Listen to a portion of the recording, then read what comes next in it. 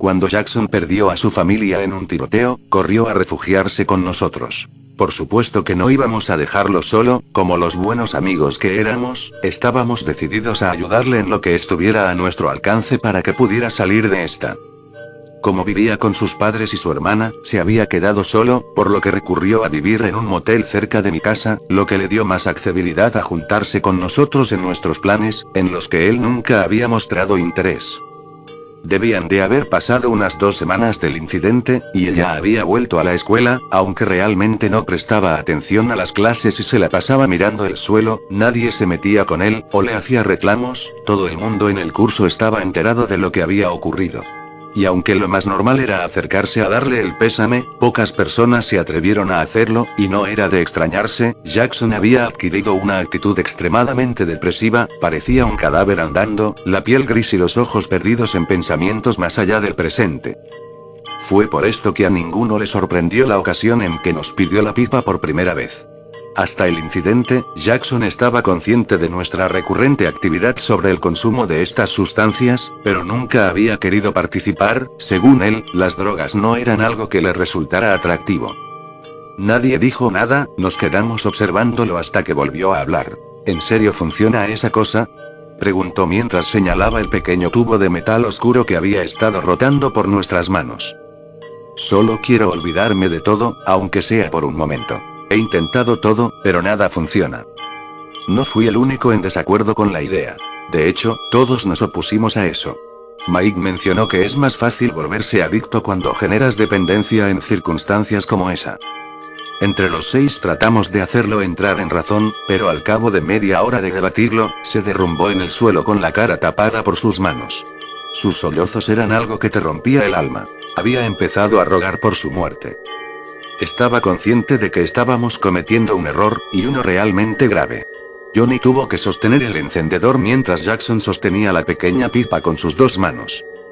El fuego apareció bailando luego del chasquido, y se pegaba al borde del cilindro, mientras el humo salía y el inconfundible olor a marihuana prendida impregnaba el cuarto. Su cara se puso roja mientras hacía el esfuerzo por pasar el humo. Terminó tosiendo y haciendo una mueca de asco en su rostro.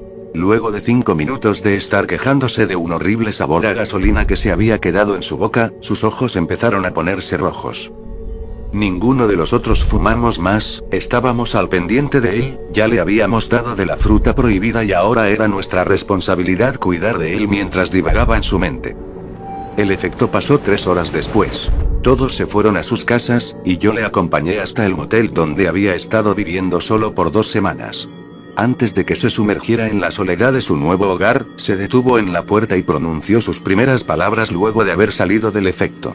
Estuvimos un rato charlando, mientras él me contaba sobre lo que había experimentado. Empecé a sentirme como una basura cuando me di cuenta de que a Jackson le había encantado la experiencia. Los siguientes días lo comenzamos a notar más animado, prestaba más atención a las clases, y empezaba a responder en su estudio. Sé lo que debes estar pensando, y fue algo que nosotros también empezamos a sospechar. Sin embargo, no lo veíamos en ningún momento de la jornada escabulléndose a algún sitio para luego volver oliendo a ceniza y con los ojos rojos. Incluso en nuestras reuniones para drogarnos, Jackson no pidió ni una sola vez que le diéramos hierba de nuevo.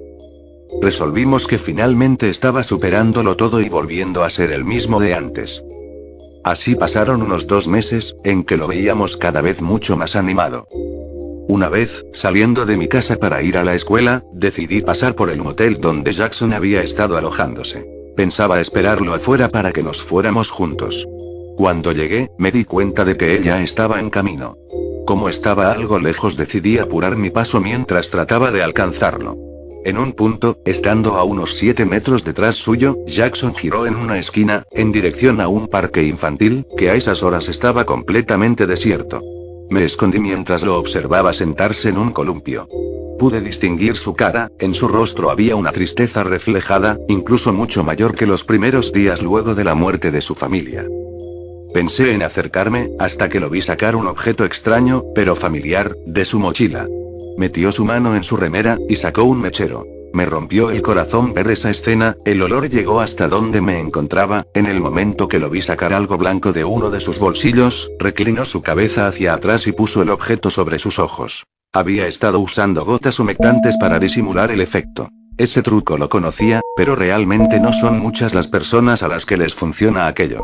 Se levantó, ahora con una mueca de alegría en su cara, mientras caminaba animadamente hacia la escuela. Fui detrás de él, sentía que aquel agujero en mi corazón se agrandaba más cuando pensaba en el tiempo que llevaba haciendo esto, como para haber aprendido a controlarlo y que nosotros no nos percatáramos. No me había odiado tanto en ningún momento de mi vida, como en ese. Realmente era culpa nuestra. Dejé que los días pasaran, todos los días repetía la actividad, a la misma hora, en el mismo lugar, encontraba a Jackson escapando de su triste realidad. Ver esa escena cada día me hacía sentir lamentable. Cuando tomé la decisión de hacer algo, decidí que no se lo contaría a los demás, y que yo solo me encargaría de hacer que Jackson entrara en razón. El único problema es que no me sentía valiente como para confrontarlo.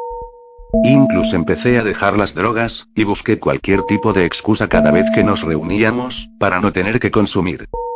No podía sacarme de la cabeza la situación en la que se encontraba Jackson. En un principio me había decidido a ayudarlo como amigo, y lo único que había hecho era meterlo en un problema aún más grande. Fue entonces que empecé a espiarlo, para descubrir de dónde sacaba todo eso, o quién lo estaba surtiendo.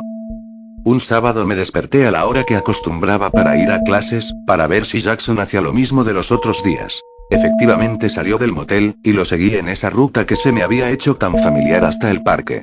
Pero esta vez ocurrió algo distinto. Jackson se sentó en el columpio con su rostro apuntando fijamente hacia el cielo. Luego sacó sus instrumentos, pero no los usó. Se quedó mirándolos durante un buen rato, como si estuviera divagando sobre aquello. Finalmente se retiró del lugar sin siquiera darle una probada. Lo detuve en la salida del parque, fingiendo que pasaba casualmente por ahí. Jackson se puso nervioso, mientras le preguntaba qué había estado haciendo en un parque para niños a esas horas de la mañana. Inventó miles de excusas que él mismo terminó negando. Al final me sentí agradecido de que terminara diciéndome la verdad. Pero había algo extraño. Jackson me dijo que había estado consumiendo varias cosas, pero que hace unos 3 días, había estado soñando con su madre diciéndole cosas realmente perturbadoras. Según Jackson, el espíritu de su madre había estado apareciendo en sus sueños, diciéndole que se sentía decepcionada de cómo estaba llevando su vida, que si no paraba con ello, terminaría sufriendo las consecuencias. Aquello me pareció ciertamente aterrador, pero era una buena ayuda para lograr sacarlo de ese agujero. Sin embargo, eso no fue suficiente. Jackson terminó contándoles a todos en el grupo la verdad, y ahora participaba en nuestros encuentros con el resto de los chicos. Él mismo comenzó a traer cosas nuevas. Cocaína, metadona, heroína. Ahora era yo el que se quedaba mirando cómo los demás alteraban sus sistemas con aquellos elementos. Jackson apareció en mi casa una madrugada. Estuvimos sentados en la calle charlando. Me dijo que su madre estaba empezando a aparecerse no solo en sus sueños, sino también cuando consumía. Dijo que solía verla incluso cuando se encontraba con nosotros.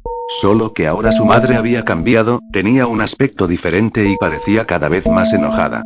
Atinó a describirla como un ente translúcido que flotaba en el techo de las habitaciones. En todos sus sueños siempre la veía en alguna esquina del techo, mirándolo fijamente mientras soltaba esas palabras sobre el disgusto que sentía hacia su hijo. Siempre parece que quiere alcanzarme, pero de alguna manera, es como si yo no se lo permitiera. Dijo Jackson algo apenado. Añadió que estaba empezando a hartarse de la situación, y que ya no quería a su madre atormentando su vida. Días después volvimos a reunirnos como era costumbre, entramos a mi cuarto y nos instalamos cerrando las persianas, cerrando puertas y poniendo algo de música. Jackson se paró enfrente de todos nosotros y de su mochila sacó una caja roja con un dibujo de un diablillo en uno de los bordes, un dibujo bastante feo hasta donde recuerdo. Abrió la caja con emoción mientras todos expectantes esperábamos a que revelara el contenido. Sacó algo parecido a un rompecabezas, dividido en pequeños cuadros de diferentes colores, cada uno tenía la imagen del rostro de Bart Simpson. Ya sabes, ese conocido personaje del mundo de la animación. Empezó a repartir cuadro a cuadro, a cada uno de nosotros, hasta que llegó a mí. Recuerdo perfectamente esta parte. Esta vez no me negué, tenía cierta curiosidad por probar el LSD por primera vez. Cuando dejó el cuadro en mis manos, me miró a los ojos, y dijo algo que me hizo temblar en ese momento. Ahora la veo como el día en que murió, tiene la cabeza colgando por un pedazo de carne, y le hace falta ese brazo donde siempre llevaba sus horribles pulseras. No le dije nada, solo terminó de repartir el alucinógeno. Y cuando estábamos listos pusimos los cuadros de cartón sobre nuestras lenguas. Como si hubiera sido cronometrado, el efecto nos invadió a todos al cabo de unos 40 minutos, al mismo tiempo. Volteé a mirar a Mike, y no pude parar de reír mientras veía cómo su piel pasaba de ser morena, a verde. Todos empezaron a reírse, nos mirábamos los unos a los otros, mientras la habitación cobraba vida y se pintaba de vivos colores. Disfruté del viaje hasta que noté algo raro. Una silueta se estaba moviendo debajo de mi cama, buscando la salida hacia donde nos encontrábamos todos en el suelo. Miré a cada uno de mis compañeros tratando de buscar al faltante que estaba debajo de la cama. Pero, cuando giré mi cabeza y vi a Jackson al lado mío, me di cuenta de que él no estaba tan alegre como los demás. Su rostro apuntaba fijamente hacia el otro lado de la habitación, sus ojos mostraban un sentido inexpresivo. Cuando iba a mirar lo que estaba observando, sentí que algo me agarraba la pierna. Un sonido parecido a cascabeles pero distorsionado en cierto sentido empezó a escucharse debajo de mí. Mientras hacía un gran esfuerzo por bajar mi mirada hacia mis piernas, empecé a sentir que aquello que tenía adherido en mi pie se empezaba a agitar, y el sonido a cascabeles se escuchó más fuerte y alborotado. Cuando pude enfocar aquella cosa que estaba zarandeando mi pierna, pegué un brinco hacia atrás, tratando de alcanzar a Jackson, pero no lo sentí. Me di la vuelta desesperado, con esa mezcla de colores y visiones en la habitación tratando de buscar a Jackson, pero él ya no estaba. Un inmenso destello de luz se hizo presente, y tapé mis ojos para protegerlos. No recuerdo qué pasó después de que la habitación se inundara en ese color blanco. Despertamos unas horas después, ya siendo de noche. Nos dimos cuenta de que Jackson no estaba, probablemente se habría ido cuando recuperó la conciencia. Seré breve en este punto. No volvimos a ver a Jackson nunca más, había dejado sus cosas y su habitación en el hotel con todas sus pertenencias. Había desaparecido esa tarde. Aún así, no todos se dieron por vencidos, el resto de chicos hizo un esfuerzo por tratar de encontrarlo, entre ellos no me incluyó. Había algo raro de lo que podía recordar que había pasado. La última vez que vi a Jackson me despisté, porque había un brazo amputado, lleno de pulseras, sacudiendo mi pierna. Y en el instante que aquella luz se hizo presente, me pareció ver que una mujer flotaba en el techo, casi decapitada, su cabeza colgaba a nivel de su pecho mirando a Jackson, que se encontraba de pie frente a ella. Justo cuando la figura extendió su único brazo para tocarlo, el destello se hizo más fuerte y no pude ver nada más. A día de hoy no estoy seguro de lo que ocurrió, pero sí te puedo asegurar que no me he vuelto a meter nada tan fuerte como para ver cosas así. Se vuelve tan difícil distinguir lo imaginario de la realidad, que no puedes entender cómo es que uno de tus mejores amigos desaparece así para siempre.